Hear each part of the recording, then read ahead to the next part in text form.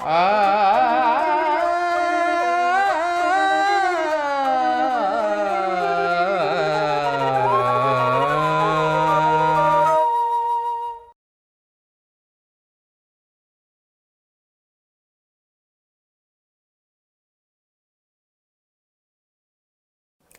PMC Hindi दर्शकों को मेरा प्रणाम।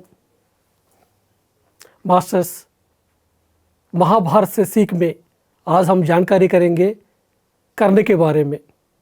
दान वीर सूर कर्ण के बारे में जानकारी करेंगे।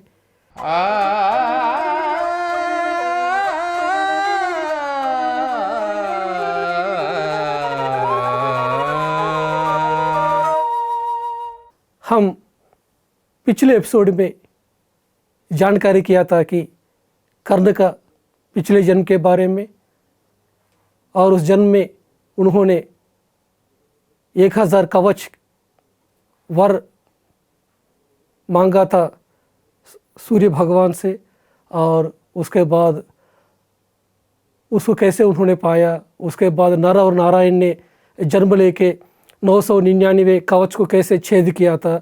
उसके बाद आखिरी जन्म में आखिरी कवच को लेके उन्होंने कैसे पैदा हुआ है, और जीवन भर उन्होंने कैसे अपमान के साथ रहे हैं, और दुर्योधन के साथ कैसे दोस्ती हुआ है, और परशुराम ने उनको क्या शाप दिया था, इसके बारे में जानकारी किया था। और ये भी जानकारी किया था कि कुरुक्षेत्र युद्ध के पहले दिन में पांडव और श्री कृष्ण ने उनको जो 3 ऑफरिंग्स दिया था, उस समय में फिर कर्ण मना करते हैं, मैं राजा बनना नहीं चाहता हूँ, मैं द्रौपदी से भी मैं शादी नहीं करूँगा। और जो अब रहस्य बताना चाहते हैं, मेरा माता कुंती है, वो अब इस समय में बताएंगे तो मेरा माता का नाम बर्बाद हो जाएगा, उनका नाम लोग समाज ने उनको अपमान करेंगे, इसलिए नहीं करना है, इस तरह बताया था उन्होंने। फिर कर्ण जब फाइनल मोमेंट में लड़ाई का समय हो जाता है, कुरुक्षेत्र लड़ाई अभी और 2 दिन में शुरू होने वाला है, फिर उनको धर्म की तरफ लेके आना चाहते हैं पांडव लोगों ने, श्री कृष्ण और पांडव। फिर कर्ण के पास जाके कर्ण को एक ऑफर देते हैं, ये समय अभी बाकी है, अभी कुरुक्षेत्र युद्ध शुरू नहीं हुआ है, अभी भी आप धर्म के पास आ सकते हैं, हमारे साथ रह सकते हैं। उनको एक 3 ऑफर्स देते हैं। क्या क्या ऑफर्स देते हैं? पहला ऑफर है, अभी तुम्हारा जन्म रहस्य बताएंगे। तब तक उनको जन्म रहस्य पता नहीं था। तुम क्या सोच रहे हो? तुम सोतो पुत्र नहीं है, तुम क्षत्रिय का बेटा है, कुंती माता है तुम्हारा माता, तुम सूरज के द्वारा, उनका वर के द्वारा आया हुआ बेटा है। जब वो सुनते हैं, कर्ण नीचे गिर जाते हैं, बहुत रोते हैं। ओहो, मैं क्षत्रिय का लड़का हूं, लेकिन जीवन भर में कितना अपमान के साथ रहना पड़ा, बहुत रोते हैं। उसके बाद उनको सेकंड ऑफर देते हैं, अभी तुम हमारे साथ रहेंगे तो तुम भी उस 5 पांडवों का बड़े भैया हो जाएगा, क्योंकि तुम बड़े हो, तुम बड़े हो गया तो तुमको अभी राजा बनाएंगे। सबसे अभी जो पूरा भारत देश को पालन करने का जो शक्ति है, वो राजा है, तुम्ही को दे देंगे, युधिष्ठिर नहीं रहेगा। तीसरा है, तुम ऑलरेडी 5 पांडव के भाई है, 6 लोग हो जाएंगे, तो ऑटोमेटिकली तुम्हारा पत्नी है द्रौपदी हो जाएंगे, तो सुंदर स्त्री का तुम विवाह कर सकते हो। ये 3 ऑफर्स उनको आते हैं। लेकिन कर्ण क्या कहते पता है मास्टर्स? कर्ण कहते हैं कि कृष्ण, आज मुझको बहुत खुशी हो रहा है कि अभी तक कौन माता है मुझको पता नहीं था, लेकिन आज मुझको पता चला कि मेरा माता कुंती माता है। आज तुम लोग बता रहे हैं कि सबको डिक्लेयर करेंगे कि मैं कुंती माता का बेटा हूं, लेकिन सोचिए, आज आप डिक्लेयर करेंगे कुंती माता का बेटा हूं, तब कुंती माता अभी बुढ़िया होगी। उस बुढ़ापे में उनको अपमान क्यों है? सब लोग, पूरा समाज उनको निंदा करेंगे। अभी समाज मुझको निंदा कर रहा है, लेकिन कल उनको निंदा करना शुरू करेंगे। समाज को कोई ना कोई इश्यू चाहिए, किसी न किसी को निंदा देना चाहते हैं वो लोग, हमेशा किसी न किसी पर डिस्कशन करना चाहते हैं। आप आजकल टीवी न्यूज़ में देखेंगे तो आज इस पार्टी के बारे में डिस्कस करेंगे, कल दूसरा पार्टी के बारे में डिस्कस करेंगे। कुछ ना कुछ इश्यूज चाहिए हर दिन कुछ डिस्कस करने का। तो समाज को कुछ न कुछ इश्यू चाहिए। फिर आज उस उम्र में कुंती माता पर अपमान क्यों रहना है? मुझे ज़रूरत नहीं है, मुझको पता चल गया ना, बस काफ़ी है। दूसरा है, मैं राजा बनना नहीं चाहता हूँ। राजा बनने का जो क्वालिफिकेशन है सिर्फ युधिष्ठिर के पास है। युधिष्ठिर को धर्म के बारे में पता है, युधिष्ठिर राजा बनना चाहिए। यह है जो सेकंड ऑफर का आंसर है। अगर मैं राजा बनूंगा, कल हो सकते हैं जो दुर्योधन है वह कल मुझे आके बताएगा कि तुम अपना भाई को भी लेके आके मुझको दास बनाओ कहेंगे, तो मुझको करना पड़ेगा क्योंकि वो मेरा दोस्त है, इसलिए मैं करना नहीं चाहता हूँ। तीसरा है, मैं द्रौपदी को पसंद नहीं करता हूँ क्योंकि उनके अंदर अहंकार है। मुझको मेरा जाति पर उन्होंने बहुत बार कमेंट किया था। जब मत्स्य यंत्र को मारने के लिए गया था उस समय उन्होंने मुझको अपमान किया था और उन्होंने बहुत बार मुझको अपना बातों से अहंकार से मुझसे अपमान किया। तो मैं द्रौपदी से शादी करने के तैयार नहीं हूँ। इस तरह का उस समय में भी कर्ण ने बताया है कि मैं मेरा मित्र के साथ रहना चाहता हूँ। दुर्योधन ने मेरे को कष्ट के समय में मुझको मदद दिया है, इस समय में दुर्योधन को छोड़ के मैं नहीं आ सकता हूँ। मुझको पता है कि आप लोग ही जीतेंगे, मेरा भी मौत होगा, लेकिन मैं दुर्योधन के साथ ही रहूँगा। इस तरह की बातें होते हैं कुरुक्षेत्र के पहले। अभी हम जानकारी करेंगे, जब कुरुक्षेत्र युद्ध हो रहा था, इंद्र देवता ने, इंद्र भगवान को पता है कि जो अगर कवच के साथ उन्होंने लड़ाई करेंगे तो फिर अर्जुन उनको मार नहीं सकते हैं, इसलिए उन्होंने एक ब्राह्मण के रूप में कर्ण के पास जाके दान मांगते हैं। तो कर्ण कभी भी उनके पास जो भी आते हैं उनको सब कुछ दे देते हैं, जो उनके पास सब कुछ देते हैं। जब ये ब्राह्मण ने उनको दान मांगा था, फिर पूछा है कि आपको क्या चाहिए, फिर वो ब्राह्मण ने पूछा है कि आपका कवच और कुंडल चाहिए। तुरंत उन्होंने अपना कवच और कुंडल को, पूरा कवच को काट के उन्होंने अपना शरीर के साथ वो चिपके हुए हैं उसको भी काट के उन्होंने दे दिया था। इसमें से हम तारीफ़ कर सकते हैं कि उनका दान का गुण के बारे में। लेकिन दूसरा साइड में हमको क्या जानना है कि कोई भी है आपको दान मांगते हैं, अगर कोई ब्राह्मण आके दान मांगा है, क्या देना चाहिए हमको? ब्राह्मण को क्या चाहिए?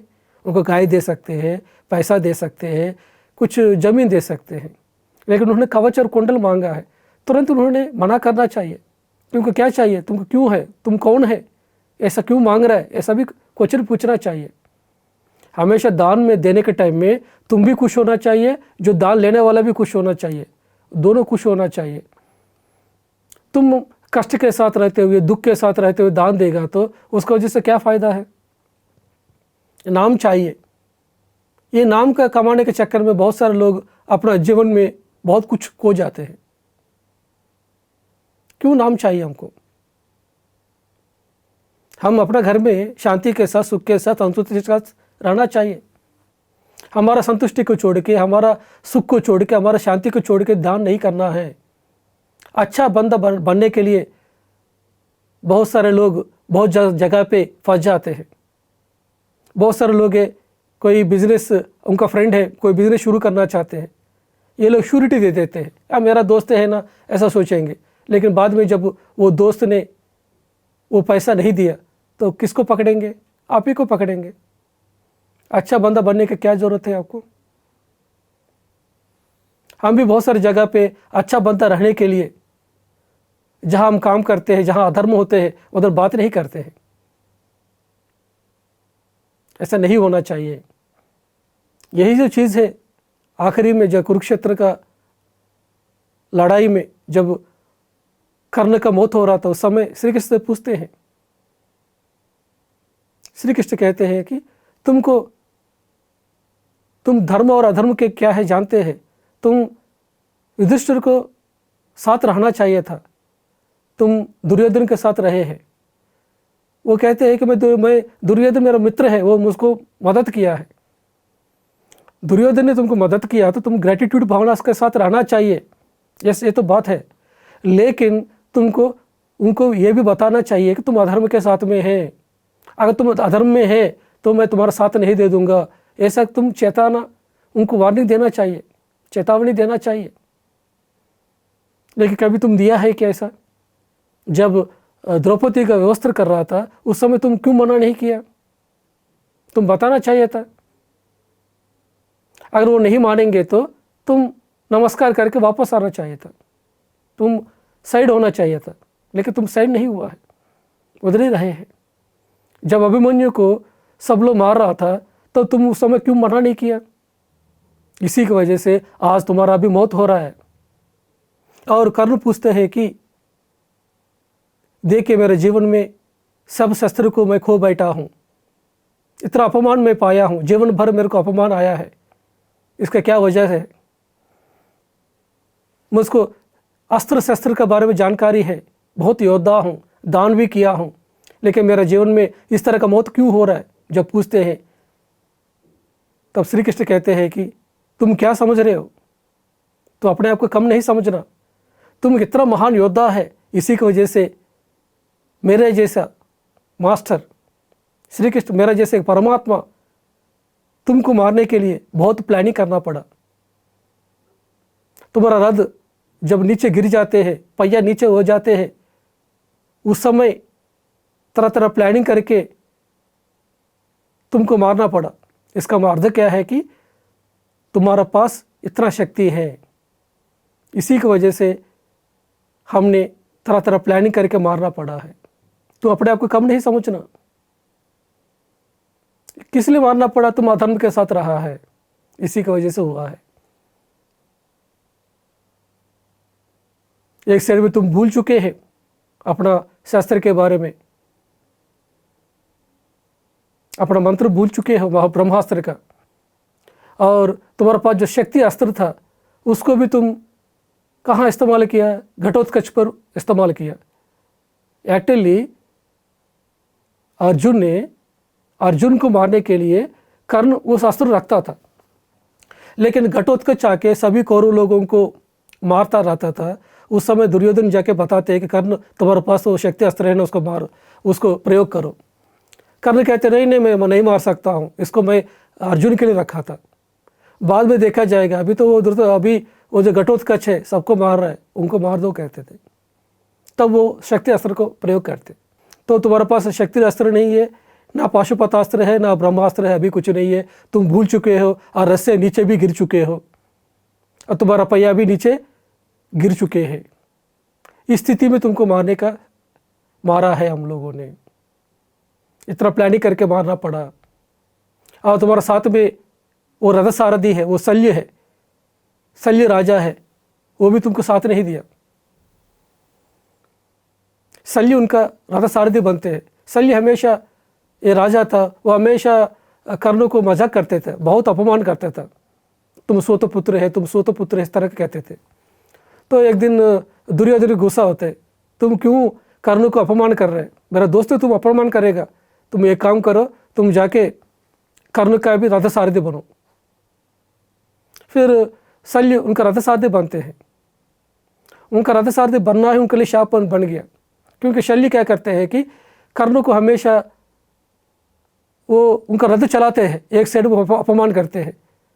वो अच्छा बाण चलाते हैं, अच्छा तुमको बाण चलाना भी आता है क्या, ये सूतपुत्र, इस तरह को उनको बहुत अपमान करते हैं। जो उनको साथ देना चाहिए था वो बंदा उनको साथ नहीं दिया, हमेशा तरह तरह बातों से उनको अपमान करते थे। कर्ण को एक साइड में लड़ाई करना चाहिए कि एक साइड में उनका जो रथ सारथी का बात को लेना चाहिए, लिया था उन्होंने। ये भी कर्ण का विफलता का रीज़न है, ये शल्य जैसा रथ सारथी बनना। हम भी क्या करना चाहिए कि जो बंदा हमको कमेंट करते, क्रिटिसाइज करते, वो बंदे से दूर रहना चाहिए। हम उनको साथ में रखेंगे तो ऐसे ही होते हैं। यही तो रीज़न है कर्ण का विफलता का। तो जीवन में उनको विफल होने के लिए कितना सारा रीजन्स आया है। देखिए ये सब कुछ क्यों आया है, क्योंकि उन्होंने पिछले जन्म में कितना लोगों को सताया, कितना अत्याचार किया था, वही तो आया है वापस। इसलिए जीवन भर अपमान को सहना पड़ा उनको, इतना दर्द को सहना पड़ा। फाइनली जब कर्ण को बाल लग जाते हैं, मौत का समय हो जाते हैं, पूरा शरीर में बाण घुसे रहते हैं, उस समय श्री कृष्ण कहते हैं कि देखो कितना महान वीर, कितना महान योद्धा कर्ण गिरे हुए हैं, कितना महान दान वीर है, इस तरह के उनको तारीफ करते। तब अर्जुन कहते हैं कि जो उस बंदे को आप क्यों तारीफ कर रहे हैं, कहते अच्छा तुमको देखना चाहते हैं क्या कर्ण का दान के बारे में तुम जानना है, तो चलो अभी हम टेस्ट करेंगे। फिर अर्जुन और श्री कृष्ण ब्राह्मण रूप में उनके पास जाते हैं, जाके मौत के समय में भी जाके दान मांगते हैं उनको, हे कर्ण हमको दान चाहिए, हमको दान वो चीज़ चाहिए जो आपके पास है, जो आपने जो पहना है, जो जो जो मुकुट है, जो आपका गहने है, वो हमको नहीं चाहिए, सहज रूप में आपके पास जो है वो हमको चाहिए। तब कर्ण सोचते हैं मेरे पास और क्या है देने के लिए। तब उन्होंने क्या करते हैं कि एक पत्थर लेके अपना दांतों को खुद मारते हैं, दांतों को मार के खून के साथ रहा हुआ दांत निकाल के, उनका जो दांत है वो है सोने का, वो निकाल के उनको देते हैं। तब श्री कृष्ण कहते देखा बंदे को, ऐसा होते दान देना। तो कर्ण का पॉजिटिव क्वालिटी है दान देना। तो अर्जुन हैरान हो जाते हैं कि हे कृष्ण आप तो एक साइड में कर्ण को तरह तरह प्लानिंग करके उनको मरवाया है, और दूसरा साइड में आप देखेंगे तो कर्ण को तुम तारीफ कर रहे हो। हमको मुझे समझ में नहीं आ रहा आपका क्या, आपको जो चेष्टा है मुझे समझ में नहीं आ रहा। तब श्री कृष्ण कहते हैं कि एक व्यक्ति का जो गुण है उसको द्वेष करना चाहिए, उस व्यक्ति को नहीं है। हर एक आत्मा अपने गुण के हिसाब से कर्म करती है, तो उनका जो गुण है उसी की वजह से हमको उनको मारना पड़ा, लेकिन व्यक्ति को हम द्वेष नहीं करना है। कर्ण के पास रहा हुआ जो योद्धा क्वालिटी है, जो दान का जो क्वालिटी है, और मैं उसको तारीफ करता हूँ। लेकिन दूसरा साइड में वो अधर्म के साथ रहे हैं, दुर्योधन के साथ रहे, कौरव पक्ष में रहे, इसी की वजह से उनको मारना पड़ा है। वो भी इतना महान योद्धा, धर्म क्या है अधर्म क्या है जानते हुए इस तरह का व्यक्ति अधर्म के साथ रहेंगे तो मैं कुरुक्षेत्र में कदम रखना पड़ेगा। बाकी लोग अधर्म के साथ रहा तो ठीक ही बात है, लेकिन जिसको पता, ज्ञानी है, जिसको अधर्म क्या है धर्म क्या पता है, अगर वो बंदा कुरुक्षेत्र लड़ाई में आ गया तो क्या होगा। इसलिए मैं तरह तरह प्लानिंग करके, जब वो उनका हाथ में कोई हाथी नहीं, हाथ में हथियार ही नहीं था, उस समय तुमको मारने के लिए कहा था। क्योंकि श्री कृष्ण जानते हैं कि अभी जो हो रहा है वो सब कुछ नाटक है। नाटक में कौन मारे कौन मरे इससे क्या फर्क पड़ता है, आत्मा का तो मौत ही नहीं होते है। एक ब्रह्म ज्ञानी को कोई कर्मा नहीं होते हैं, श्री कृष्ण को कोई कर्मा नहीं है, ना कर्म फल का जो बंधन उनका साथ नहीं होते हैं। ये सहस्रार में जो पहुंचा हुआ एक मास्टर को, एक ब्रह्म ज्ञानी को कोई कर्मा नहीं होते, क्योंकि उनका हर एक एक्शन डिवाइन प्लान के हिसाब से होते हैं। इसलिए श्री कृष्ण ने प्लान भी कर सकते, किसी को मार भी सकते हैं, किसी का सर काट सकते हैं, कुछ भी कर सकते हैं, लेकिन कुछ भी नहीं होगा, क्योंकि उनका हर एक एक्शन आम आदमी को समझ में नहीं आता है। हर एक चीज़ आत्मा के हिसाब से होते हैं। जो बाकी लोग हैं जो मन के साथ रहेंगे वो लोग मानव है, वो लोग अपने मन के हिसाब से, अपने इमोशन के हिसाब से काम करते हैं। जब अपना इमोशन के हिसाब से रहेंगे उसका कर्म बंधन में पड़ेंगे। जो आत्मा के हिसाब से कर्म करेंगे उनको कर्म बंधन नहीं है। इसलिए श्री कृष्ण का हर एक एक्शन हमको कंसिडर करना चाहिए। हम इस एपिसोड को क्यों शुरू किया है, महाभारत से सीख, ताकि हम हर एक महान पुरुष से कॉपी करें पेस्ट करें, कॉपी करें पेस्ट करें। जो महापुरुष ने जो किया है हम भी करना चाहिए। जहाँ जहाँ कुछ महान पुरुष जहाँ मिस्टेक्स किया है, जैसे भीष्म पितामह, द्रोणाचार्य, कर्ण, वो नहीं करना चाहिए। उनका जो पॉजिटिव क्वालिटीज हमको लेना चाहिए हमको। तो फ्रेंड्स, कहीं भी मेरा इस तरह का सभी एपिसोड्स में आपको कहीं भी स्टोरी में आपको लगते हैं कि यह हम जो आप जो सुने हैं बचपन से और मैं जो बताया उससे कहीं अंतर हो रहा है, मुझको माफ़ी दे दीजिए। मैं सिर्फ इस महाभारत के द्वारा हमको क्या दे रहा हूँ कि आत्मज्ञान दे रहा हूँ, हमारे लाइफ पे क्या इम्प्लीमेंट करना चाहिए, ये स्टोरी से हमको क्या सीखना चाहिए, यही बताने के लिए मैं आया हूँ। मैं तो साउथ इंडियन हूँ, मुझको पूरी तरह का हिंदी भी नहीं आते हैं, फिर भी मैं कोशिश कर रहा हूँ इसके द्वारा सब लोगों को आत्मज्ञान पाए महाभारत से सीख के द्वारा। इसी की वजह से PMC हिंदी चैनल के द्वारा इस महाभारत से सीख को सबको हर एक कैरेक्टर के बारे में बता रहा हूँ। मैं चाहता हूँ कि आप भी हर एक एपिसोड इसको सुने, ताकि आपको धर्म क्या है, अधर्म क्या है, सत्य क्या है, लाइफ का तरह तरह लाइफ डिजाइनिंग के बारे में आपको ज्ञान हो जाएंगे।